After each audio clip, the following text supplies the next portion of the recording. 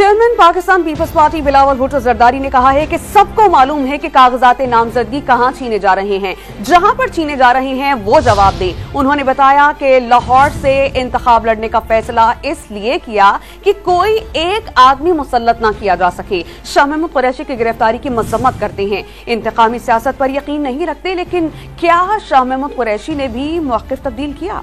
कागजात nomination forms हैं, तो आपको बेहतर मालूम होगा कि ये काम कहाँ हो रहा है। हमारे सखर में तो ऐसा नहीं होता, लड़काना में तो ऐसा नहीं होता।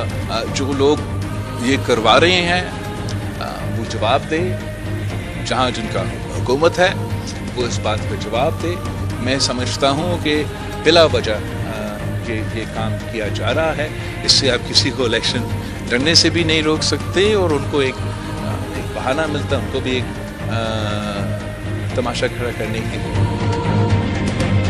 मैंने ये फैसला किया कि हमने खुद इंशाअल्लाह ताला लाहौर से इलेक्शन लड़ना है कि एक आदमी को वो चौथी दफ़ा मुसल्लत किया जाए या उसी खिलाड़ी को वापस लेकर आए जिसने एक और बुज़दार को मुसल्लत करना है पंजाब में।